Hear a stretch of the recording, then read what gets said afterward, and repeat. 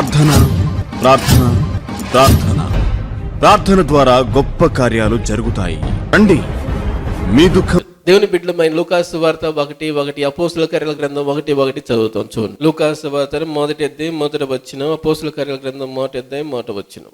ఓ దేయోఫిలా, యేసు తాను ఏర్పరచుకొనిన పరిశుద్ధాత్మ ద్వారా, చాలు. మూడో అర్థం ఏంటంటే దేవునికి ప్రియమైన వాడు. అబ్బా, ఏంటండి? దేవునికి ప్రియమైన వాడు అని అర్థం. దేవునికి ప్రియమైన వాడు అని అర్థం. యేసేను ప్రేమించేవాడు, యేసేను వెంబడించేవాడు ఏమయ్యాడు? ప్రియమైన వ్యక్తిగా మార్చబడ్డాడు. అవును, యేసయ్యకి ప్రియమైన వ్యక్తులుగా మనం మార్చబడాలంటే చేయగలిసిన ఒకటే, యేసును ప్రేమించే వారమై ప్రేమిస్తూ ఉండాలి, యేసును వెంబడించే వారమై జీవించే వారమై ఉండాలి. ఆ విధంగా మనం ఉంటే మనం కూడా యేసయ్యకి ప్రియమైన వారం అవుతాం. గట్టిగా స్తోత్రం చెప్పు, బిగ్గరగా స్తోత్రం చెప్పు. ఈ దేయోఫిలా అన్న వ్యక్తి యేసుని ప్రేమించే వ్యక్తి, అదే సమయంలో ఆయన్ని వెంబడించే వ్యక్తి. ఆ వ్యక్తి ఎలా ఉన్నా అంటే దేవునికి ప్రియమైన వాడుగా ఉంటావు అన్నాడు. ప్రియమైన వారికి వచ్చే భాగ్యం ఏంటంటే, చూడండి ఒకసారి దానియేలు గ్రంథం 9:23 వచనం. దానియేలు గ్రంథం 9:23 వచనం. దానియేలు గురించి గబ్రియేలు దూత మాట్లాడుతూ ఉంది. ఏమని మాట్లాడుతూ ఉందంటే, దానియేలు భయపడమాక, నీవు విజ్ఞాపన చేయనారంభించిన సమయంలోనే నీ దగ్గరికి రావాలని దేవుని ఆజ్ఞ నాకు వచ్చి ఉన్నది. గట్టి స్తోత్రం చెప్పండి. దానియేలు దేవునికి ప్రియమైన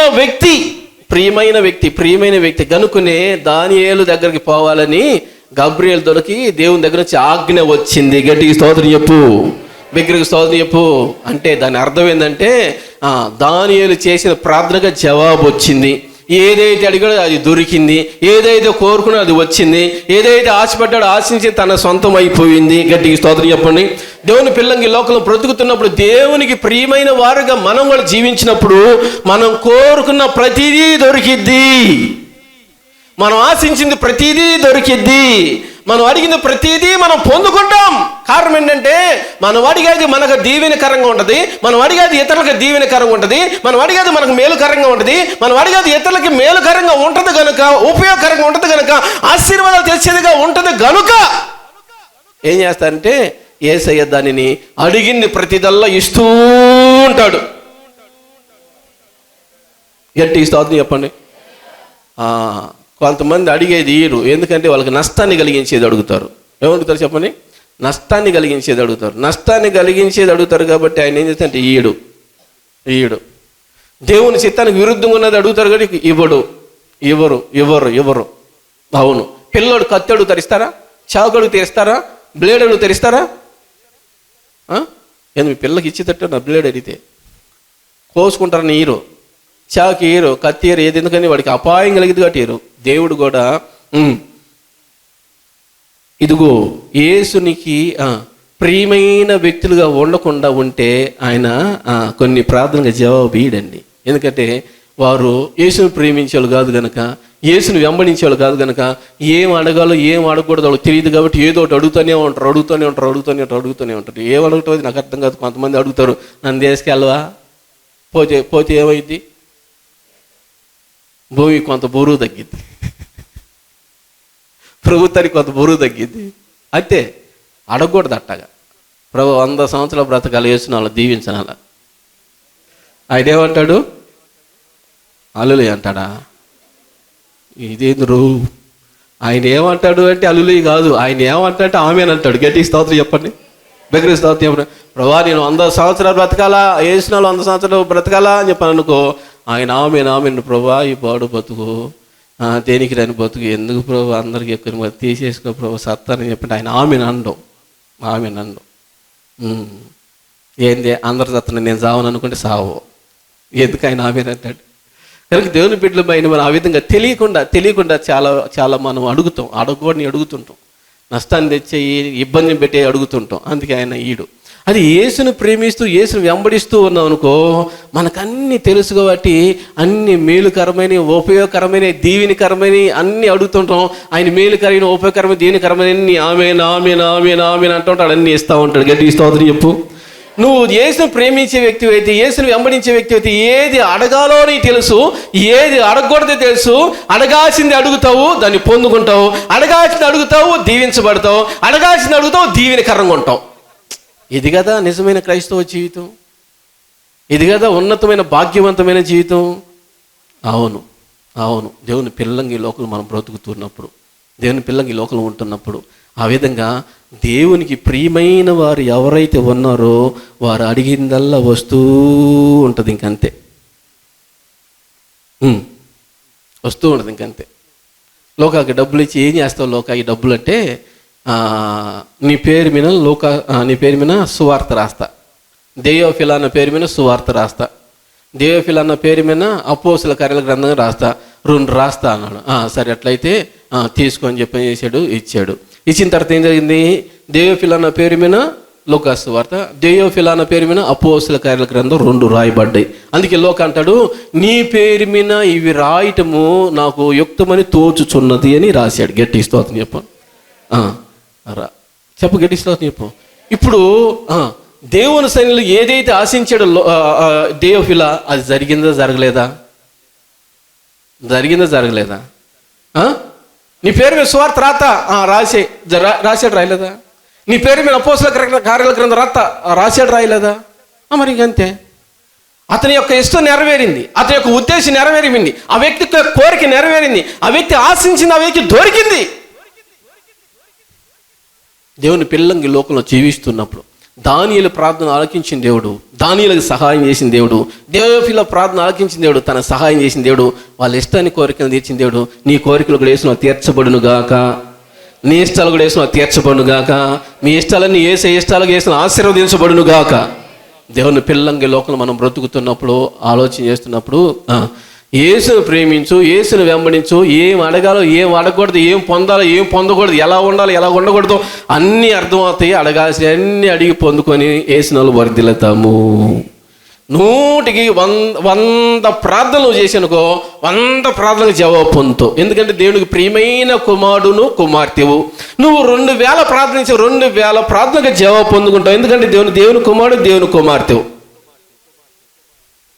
ఏ స్తోత్రం చెప్పండి, దగ్గర స్తోత్రం చెప్పండి. ఒకటి. రెండోది, ప్రియమైన వారికి వచ్చే గొప్ప భాగ్యం ఇంకోటి చెబుతాను చూడండి. మార్కు సువార్త 9వ అధ్యాయం 7వ వచనం. మార్కు సువార్త 9వ అధ్యాయం 7వ వచనం. ప్రియమైన వారు, ఈయన నా ప్రియకుమారుడు, ఈయన మాట వినుడని ఒక శబ్దము ఆ మేఘములోని పుట్టిను. స్తోత్రము. రూపాంతర కొండ మీద యేసయ్య, పేతురు, యోహాను, యాకోబులు అందరూ వెళ్ళారు. యేసయ్య ప్రార్థన చేస్తున్నారు. తెల్లారి అంతకు రాత్రి అంతా ప్రార్థన చేస్తున్నాను. తెల్లవారు సమయేటప్పుడు ఆయన రూపాంతరం చెందాడు. ఏలియా, మోషే ఇద్దరు మాట్లాడుతున్నారు యేసయ్య తోటి. అప్పుడు అప్పుడు అప్పుడు అప్పుడు వచ్చిన మాట, ఈ మాట ఏంది, ఒక మేఘం కమ్మిను. ఆ మేఘంలోంచి, ఈయన నా ప్రియకుమారుడు, ఈయన మాట మీరు వినండి. మీ మాట ఆయన వినటం కాదు, మీరే ఆయన మాట వినాలి. గట్టి స్తోత్రం చెప్పు. తండ్రి అని దేవుడు మాట్లాడుతున్న మాట అది. వాళ్ళు ఏం మాట్లాడుతున్నారు, ప్రభా బోధకుడా నీకు ఒకరికి పర్ణశాల, ఏలియాకు ఒక పర్ణశాల, మోషేకు ఒక పర్ణశాలతో కొండ దిగి వెళ్ళటానికి లేదు, కొండ మీదనే ఉండాలి. కొండ కింద నా భక్తులు కొండ మీదకి వచ్చి నేను ఆరాధించుకోవాలి, నీ మాటలు వినాలి, నీ చేత ప్రార్థన చేయించుకోవాలి, నీ చేత దీవించుకోవాలి. అంతేగాని దేవుడు అయి నువ్వు కొండ కిందకి వెళ్ళడానికి లేదు, కొండ మీద ఉండాలా. భక్తులందరూ ఏదైతే కొండ మీదకి వచ్చి దీవించబడాలా. కాబట్టి మీరు ఎక్కడికి మరలా కొండ కిందకి వెళ్ళమని కొండ పైనే ఉండండి. కొండ కిందకి వెళ్ళొద్దు, కొండ పైనే ఉండంటే యేసయ్య ఏం మాట్లాడాల, వీళ్ళందరూ తెలియక మాట్లాడుతున్నారులే అని మనకుండా ఊరుకున్నాడు. తండ్రి అని దేవుడు మాట్లాడుతున్నాడు. ఎవరు మాట్లాడుతున్నాడంటే, ఆయన మీతో చెప్పునది చేయుడి. బా, ఎంత మంచి మాట అండి. ఈయన నా ప్రియకుమారుడు, ఈయన మీతో చెప్పునది చేయుడి. గట్టి స్తోత్రం చెప్పు, బిగ్గరగా స్తోత్రం చెప్పు, 2 చెల్లి స్తోత్రం చెప్పు. దేవుని బిడ్డలమైన ఈ లోకంలో బ్రతుకుతున్నప్పుడు యేసయ్యకి ఎవరైతే ప్రియమైన వారుగా ఉంటూ ఉంటారో వారి మాట అనేక మంది వినాలి, వారి మాట అనేక మంది చెయ్యాలి. వారి మాట వింటేనే ఆశీర్వాదం, వాళ్ళ మాట చేస్తేనే ఆశీర్వాదము. వారి మాట విని చేస్తూ ఉన్న వాళ్ళకి దీవెనల వర్షం. యేసయ్య మాట వింటూ చేస్తూ దీవెనలు వర్షం వల్ల పొందని వారు ఎవరున్నారు? ఎవరున్నారా? ఎవరు లేరు. అవును, ఆ విధంగా యేసయ్యకి ప్రియమైన వారు ఎవరైతే ఉన్నారో వాళ్ళ మాటలు విని వాటి ప్రకారం జీవించడం ఎవరు నష్టపోరు. స్తోత్రము. కారణం ఏంటంటే వారు యేసును ప్రేమించేవారు, యేసును వెంబడించేవారు. వారు మాటలు చెప్పరు, వారు యేసు మాటలు చెబుతారు. వారు యేసయ్య మాటలు చెబుతారు. యేసయ్య మాటలు చెబుతారు కాబట్టి ఆ మాటలు విన్నవాళ్ళు, యేసయ్య మాటలు చెబుతారు కాబట్టి ఆ మాటల ప్రకారంగా జీవించిన వారు ఎవరైనా సరే ఆశీర్వదించబడాల్సిందే. స్వాతంత్రం చెప్పండి. రాజకీయ నాయకుడు వచ్చేదని చెప్పి దాని ప్రకారం చేస్తే నష్టపోవచ్చు. సినిమా యాక్టర్ వచ్చి ఒక మాట చేస్తే నష్టపోవచ్చు. ఇరుగు పొరుగులు ఏదైనా మాట చేస్తే నష్టపోవచ్చు. ఎవరు చెప్పిన మాట ద్వారా నువ్వు నష్టపోవచ్చు. కానీ యేసుకి ప్రియమైన వారు ఎవరైతే ఉన్నారో వారు యేసు మాటలే చెబుతుంటారు, యేసు వాక్యంలోంచే తీసుకొని చెబుతూ ఉంటారు. ఆ మాటలు వినాలి, ఆ మాటలు చెయ్యాలి. అలాగ వింటూ చేస్తున్న ఏ వ్యక్తి అయినా సరే దీవెనలు పొందుకుంటూనే ఉంటారు. ఇంకంతే. అది దేవుడు చెబుతున్న మాట. ఈయన నా ప్రియకుమారుడు, ఈయన మీతో చెప్పునది చేయండి అన్నాడు. మీరు చెప్పింది వింటాం కదరా అబ్బాయి, ఇదిగో ఈయన నా ప్రియకుమారుడు ఏం చెప్పేది చేయండి అని. ఇంకంతే. దేవుని పిల్లంగి లోకంలో బ్రతుకుతున్నప్పుడు థియోఫిలా అనే వ్యక్తి దేవునికి ప్రియమైన వాడు గనక అతని పేరు మీద రాయబడిన 2 గ్రంథాల నుంచి దేవుని వాక్కులు వెళుతూ ఉంటే కొన్ని కోట్ల మంది దీవించబడుతూ ఉన్నారు, ఆశీర్వదించబడుతున్నారు, మేలులు పొందుకుంటున్నారు, ఉపకారాలు పొందుకుంటూ ఉన్నారు. నువ్వు కూడా దేవ పిల్లలుగా దేవుని వెంబడించే వ్యక్తి అయితే, దేవుని ప్రేమించే వ్యక్తి అయితే నీ ద్వారా కొన్ని వందల మంది, వేల మంది, లక్షల మంది నువ్వు మాట్లాడిన ప్రతి మాట ద్వారా దీవించబడతారు. కారణం ఏంటి తెలుసా? నువ్వు మాట్లాడే మాటలు యేసు మాటలు. గట్టిగా స్తోత్రం చెప్పు. యేసును ప్రేమించే వ్యక్తి, యేసును వెంబడించే వ్యక్తి యేసు గురించి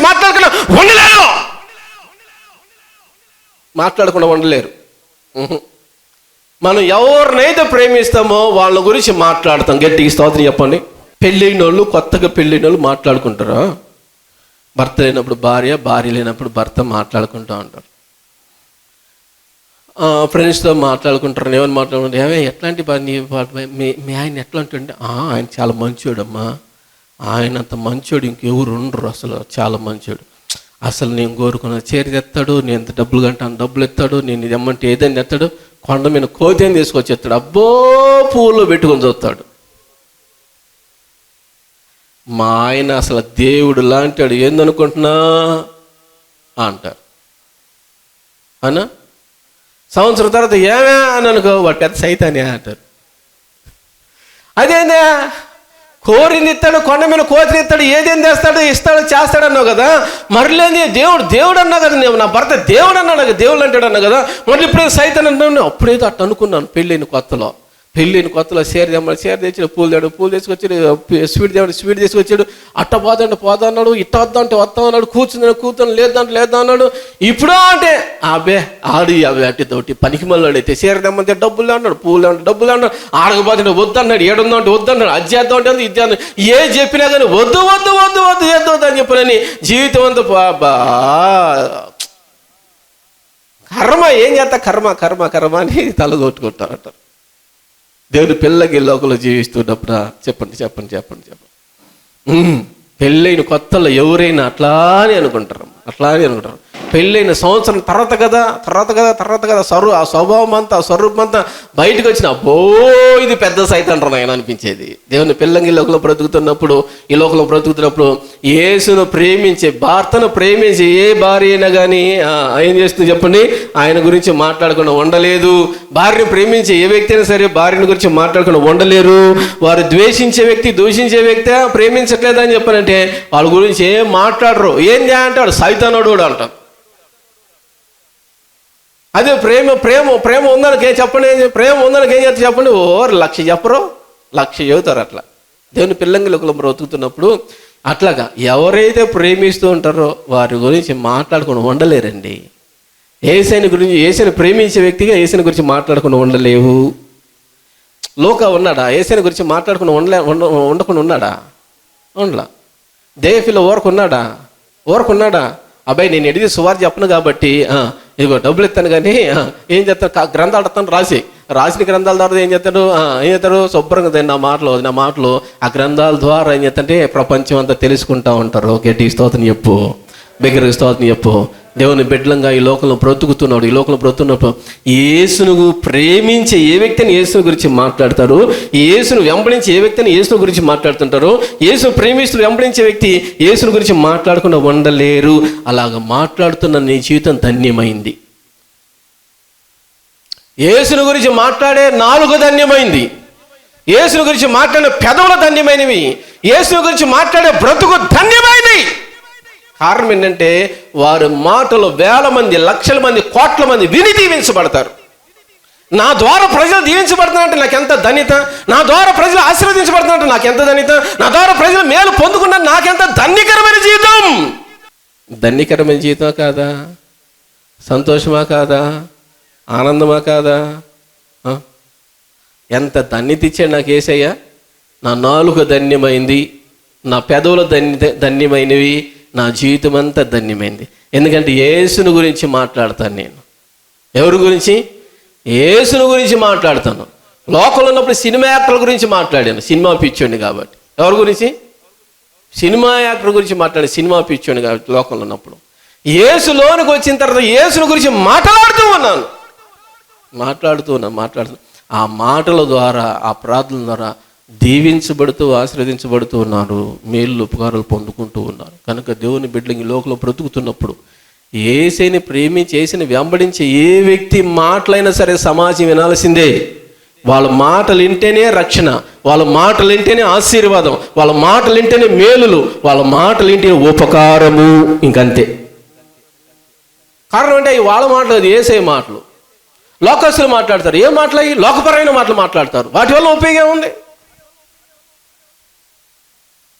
ఎవరు రక్షణ పొందుతాడు? ఎవరు నీతిమంతుడికి మార్చబడతాడు? ఎవరు పరలోక రాజ్యం వెళ్తాడు?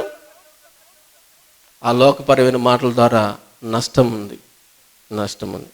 యేసు ప్రభు మాటల ద్వారా 100% ఆశీర్వాదం, రక్షణ ఉంది. నిజంగా దేయోఫిల్ అది ఎంత గొప్ప ధన్యకరమైన జీవితం. ఆ పేరుకు తగ్గట్టు ఆ జీవితం అలాగూ యేసయ్య ఏం చేసింటే ఆశీర్వదించాడు. ఏం చేశాడు చెప్పండి? ఆశీర్వదించాడు. ఈయన ప్రియకుమారుడు, ఈయన మీతో చెప్పున చేయుడి అన్నాడా? లోక ద్వారా ఆ పని చేయించాడా?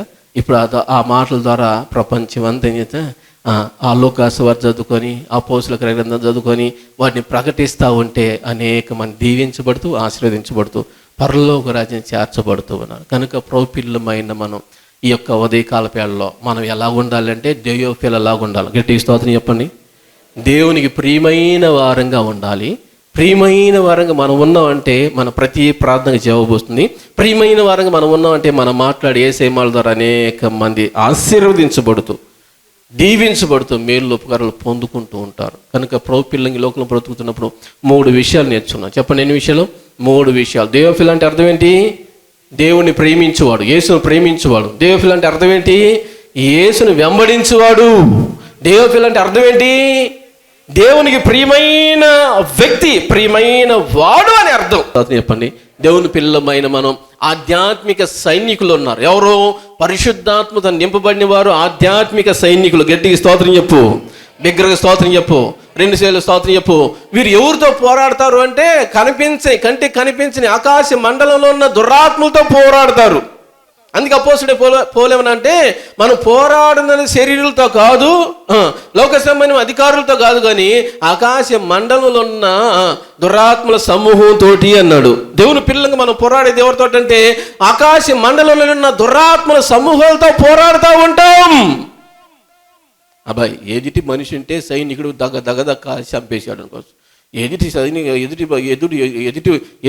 శత్రువు ఉంటే సైనికుడు పోయి ఏటితో పొడిచి చంపేంటే ఓకే అని అనుకుంటాం. ఎదురు శత్రువు అంటే దావీదు పోయి గొలియాతును రాయితో కొట్టి చంపేంటే ఓకే అనుకుంటాం. కంటికి కనిపించని సైతాన్లు మనం ఎట్లా పోరాడతాం? ఎలా పోరాడతాం? కంటికి కనిపించే సైనికులను, కంటికి కనిపించని దురాత్మతో మనం ఎలా పోరాడతాం? మోకరిస్తాం, ప్రభా వాళ్ళు తాగుబోతు ఆత్మను తొలగించు, ప్రభా వాళ్ళు తిరుగుబోతు ఆత్మను తొలగించు, ప్రభా వాళ్ళు జోదాలాడే ఆత్మను తొలగించు, ప్రభా వాడు బేవర్సగా తిరిగి ఆత్మతో నింపడి బేవర్సగా తిరుగుతున్న తొలగించు, వాడు లోకంలో పాపంలో జీవిస్తున్న వాళ్ళు ఉన్న భ్రష్టాత్మ తొలగించు అని ఏం చేస్తాము? మనం ప్రార్థన చేస్తూ అదే పోరాటం. అంటే పోరాటం అంటే ఏంది? ఒక వ్యక్తిలో ఉన్న దురాత్మ తొలగిపోవాలని, అపవిత్రాత్మ తొలగిపోవాలని, వాడు విడిపించబడాలని ప్రార్థన చేయడం పోరాటం. గట్టిగా స్తోత్రం చెప్పు, విగ్రహ స్తోత్రం చెప్పు. ఒక పాపి దగ్గరికి వెళ్ళి యేసు ప్రభు నీ కొరకు చనిపోయాడు, సమాజాడు, 3 రోజులు లేచాడని యేసుక్రీస్తు సువార్త పోరాటం చేయటం. ఎవరి మీద పోరాటం అంటే సైతాన్ మీద.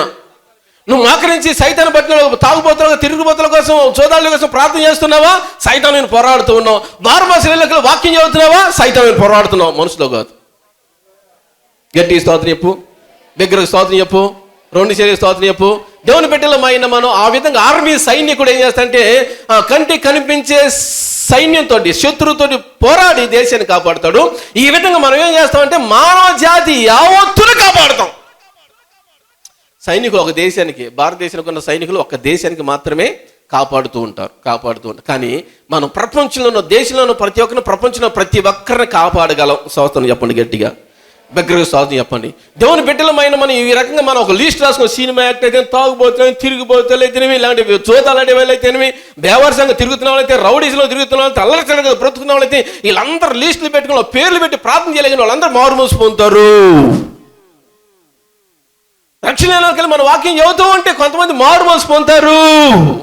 కారణం ఏంటి? మన సైనికులు. చెప్పండి, మాట్లాడాలా? ఎవరు మనం? సైనికులం, సైనికులం, సైనికులం, సైనికులం. క్రీస్తు సైనికులం, శిలువ సైనికులం, యేసు సైనికులం. కాబట్టి దేవుని బిడ్డలమైన మనము ప్రార్థన ద్వారా, వాక్యం ద్వారా ఈ విధంగా పోరాడుతూ ఉంటే అనేక మందిలో ఉన్న దురాత్మలు పోయి, అనేక మందిలో ఉన్న పాపాలు తొలగిపోయి దీవించబడుతూ ఉంటారు, ఆశీర్వదించబడుతూ ఉంటారు, మేలు పొందుకుంటూ ఉంటారు.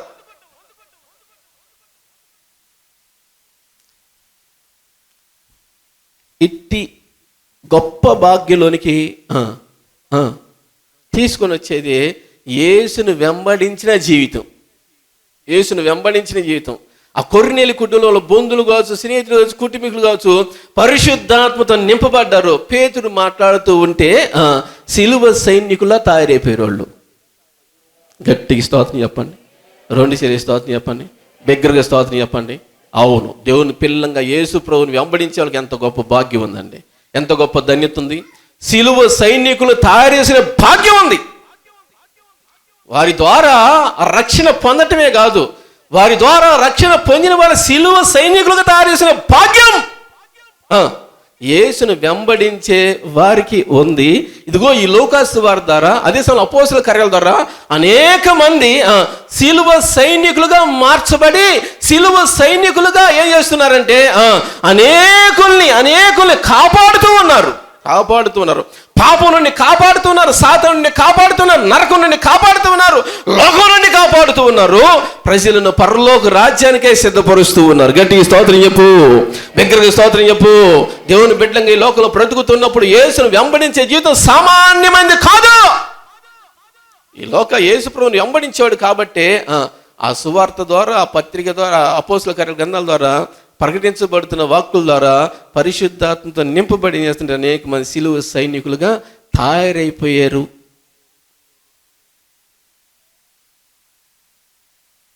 సామాన్యమైన వ్యక్తికను సిలువ సైనికుడికి చాలా తేడా ఉంది. సామాన్యమైన వ్యక్తి పని చేస్తేనే జీతం వచ్చింది. అవునా? ఆర్మీలో యుద్ధం చేసిన వ్యక్తికి పని చేయకపోయినా డబ్బులు వస్తాయి. చెప్పండి, 2 శరీర స్తోత్రం చెప్పండి. చెప్పరు, ఎందుకు గుండ్రాయిలో కూర్చొని చెప్పు. ఏ చెయ్యి ఇట్లా లేవట్లేదురా పాతల్లా. ఎస్ఆర్ గారు మాత్రం బాగా చెప్పాడు. మీరే ఊరు చెప్పట్లా, గట్టిగా చెప్పండి. స్తోత్రము. గమనించండి, పోరాడిన వ్యక్తి ఇంటికాడ కూర్చునే జీతం వచ్చింది. పోరాడిన వ్యక్తి పని చేస్తేనే జీతం వచ్చింది. ఆర్మీలో ఉన్న వాళ్ళకి ఎట్లుంటుంది భాగ్యం. అవును, దేవుని బిడ్డలమైన మనం, నేను ఆర్మీ ఆఫీసర్ అన్నమాట. గట్టిగా స్తోత్రం చెప్పండి. ఆధ్యాత్మిక ఆర్మీ ఆఫీసర్ అన్నమాట. నేను ఒకరిని తయారు చేసేవాడు బయట ఉండి సేవ చేసినాడు, ఇంకొకటి తయారు చేసి ఇక్కడ కూర్చుని వీడియో తీస్తా ఉన్నాడు. ఇంకా ఆ విధంగా అనేక మంది తయారు చేస్తా. మీరు ముందుకు వస్తే మీరు కూడా అట్నే తయారు. ఈ వాక్యం విన్న మీరు దేవుని సైన్యంలో కనుక యేసును వెంబడించే వాళ్ళంటే మీరు ఆర్మీ సైన్యంలో చేర్చబడతారు. గట్టి స్తోత్రం చెప్పు. ఆర్మీ సైన్యంలో నువ్వు చేర్చబడతావు. ఏంటి, నువ్వు పరలోక రాజ్యం వెళ్ళినా కానీ నీ పేరు మీద భూలోకంలో ఆత్మ రక్షణ పొందుతావు అంటే పరలోకంలో జీతం వస్తూ ఉంటుంది. చెప్పు, గట్టి స్తోత్రం చెప్పు, దగ్గర స్తోత్రం చెప్పు. ఇప్పుడు నేను ఉన్నంతకాలం సువార్త చేస్తే కొన్ని ఆత్మలు రక్షించుకుంటా. నేను పరలోక రాజ్యం తర్వాత అది వాడు లోతరు ఉన్నాడు కదా, వాడు ఆత్మలు నడిపిస్తూ ఉంటాడు. ఆ విధంగా లోతరు అంటే ఇంకో వాళ్ళు కొంతమంది తయారు చేస్తా, వాడు పోతూ ఇంకొంతమంది తయారు చేస్తాడు. ఒరే ఇట్లావా తయారు చేయి, సేవకులు తయారు చేయి. గమనించండి, ఆడు పోతూ కొంతమంది సేవకులు తయారు చేస్తాడు. ఈ విధంగా వాళ్ళు అట్టా యేసయ్య వచ్చేంత వరకు ఈ పరిచర్య జరుగుతూనే ఉంటుంది. నేను మాత్రం రిటైర్మెంట్ తీసుకొని యేసయ్యతో ఉంటా, జీతం మాత్రం ఆగదు. గట్టి స్తోత్రం చెప్పు, బిగ్గరగా స్తోత్రం చెప్పు. భూలోకంలో ఉన్న జీతం వచ్చింది నాకు, పరలోకంలో ఉన్న జీతం వచ్చింది నాకు. అదే ఆర్మీ సైన్యంలో ఉన్న వ్యక్తికి ఉన్న ధన్యత, గొప్ప భాగ్యం. మీరందరూ ఆర్మీ సైన్యం వలె దీవించబడుదురుగాక, పరిశుద్ధాత్మ దేశంలో నింపబడుదురుగాక. పరిశుద్ధాత్మత నింపబడి లోకంలో పాపంలో జీవించే వ్యక్తి కోసం కన్నీళ్ళు విడిచి ప్రార్థన, ఆత్మతో నింపబడి ప్రార్థన చేయుదురుగాక.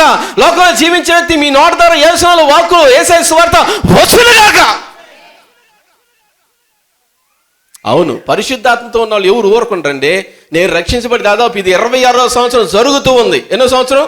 26వ సంవత్సరం జరుగుతూ ఉంది. అప్పటి నుంచి ప్రార్థన చేస్తూనే ఉన్నా, ఉపవాసం ఉండి అప్పటి నుంచి యేసుప్రభు వాక్కులు చెబుతూనే ఉన్నా, సంఘంలో ఇట్లా చెబుతూ ఉన్నా, సువార్త సభలు పెట్టి చెబుతూ ఉన్నా, అదే సమయంలో ఆరాధన ఛానల్లో టీవీ ద్వారా చెబుతూ ఉన్నా, ఉపవాసాన్ని ప్రార్థన చేస్తా ఉన్నా, తిని ప్రార్థన చేస్తా ఉన్నా, 2 రకాలు ప్రార్థన చేస్తూ ఉన్నా. మీరు దీవించబడుతున్నారు, టీవీ ద్వారా దీవించబడుతున్నారు, మీటింగ్లో వచ్చిన దీవించబడుతున్నారు, అందరూ ఆశీర్వదించబడుతూ ఉన్నారు. సైనికుల్లాగా జీవించే జీవితం ఇది పరిశుద్ధాత్మ దేవుడు అంటే సిలువ సైనికులు ప్రతి ఒక్కరు తయారవుతాడు. యేసు నామములో పరిశుద్ధాత్మ చేత మీరందరూ నింపబడుదురుగాక. సిలువ సైనికుల యేసునామములో మీరు ప్రకాశించుదురుగాక. ప్రభు పిల్లంగా ఈ లోకంలో బ్రతుకుతున్నప్పుడు యేసును వెంబడించిన దేయోఫిల ఎలా ఉన్నాడు? ఒక సిలువ సైనికులాగా ఉన్నాడు. ఆ వ్యక్తి యొక్క సువార్త కావచ్చు, ఆ వ్యక్తి యొక్క అపోస్తల కార్యాల గ్రంథం కావచ్చు, ఆ వ్యక్తి పేరు మీద రాయబడిన, ఆ వ్యక్తి డబ్బు ద్వారా ఖర్చు పెట్టబడిన రాయబడిన ఆ పత్రికల ద్వారా, ఆ సువార్త ద్వారా, ఆ అపోస్తల కార్య గ్రంథం ద్వారా అనేక మంది సిలువ సైనికులు తయారయ్యి నేటికి దేయోఫిల లేకపోయినా కానీ ఆయన పేరు మీద అనేక మంది రక్షణ పొందుకొని ఎవటో ఏం చేస్తుంటే దీవించబడి దీవెనకరంగా ఉంటూ ఉన్నారు. అవును, ప్రభు పిల్లంగా, దేవుని పిల్లంగా బ్రతుకుతున్న మనం ఎలాంటి వారమైనా యేసును వెంబడించే వారమై ఉండాలి. ఎవరు వెంబడించే వారమై ఉండాలా? యేసును వెంబడించే వారమై ఉండాలా. నువ్వు ఎవరు వెంబడించిన తెప్పలు వస్తాయి, యేసును వెంబడించి ఏ తెప్పలు ఉండవు. స్తోత్రం. మూడవది, ఒకటి దేయోఫిలా అంటే అర్థం ఏంటంటే గ్రీకు భాషలో దేవుని ప్రేమించువాడు, యేసును ప్రేమించువాడు. రెండో అర్థం ఏంటంటే దేవుని వెంబడించువాడు, యేసును వెంబడించువాడు. తండ్రిని నీ రక్తంతో కడిగి పరిశుద్ధపరచు, పవిత్రపరచున్న ప్రతి బిడ్డను మీ రక్తంతో కడిగి పరిశుద్ధపరిచి పవిత్రపరచు. పరిశుద్ధమైన పవిత్రమైన జీవితం దయచేసి మీ నాన్నకి మాయం తెచ్చుకోండి. నీ పిల్లలుగా ఉంటున్నారు, జ్ఞాపకం చేసండి అయ్యా. విశ్వాసులుగా ఉంటున్నారు, నీ బిడ్డలందరూ జ్ఞాపకం చేసుకోండి. నిన్ను ప్రేమించగా వేరేదాన్ని ప్రేమించి, నిన్ను వెంబడించగా వేరేదాన్ని వెంబడించి కష్టాలు, కన్నీళ్ళు, ఇబ్బందులు, నష్టాలు తెచ్చుకున్న బిడ్డలోని సన్నిలో ప్రార్థన చేస్తూ ఉన్నారు. క్షమించయ్యా అని బిడ్డలను క్షమించండి. మీ రక్తంతో కడిగి పరిశుద్ధపరచని పవిత్రపరచండి. నిన్ను ప్రేమించే జీవితం, నిన్ను వెంబడించే జీవితం బిడ్డలకు దయచేయండి. తద్వారా నీకు ప్రియమైన వారిగా మార్చబడి నీ కృపలో వర్ధిల్లే భాగ్యనియమని యేసయ్య నామములో ప్రార్థన చేసిన తండ్రి, ఆమేన్. అవసరతలకై సంప్రదించండి. మా అడ్రస్ జీసస్ హోలీ చర్చ్, పూలిరెడ్డిపాలెం గ్రామం, చిలకలూరుపేట మండలం. Cell number 7780223625.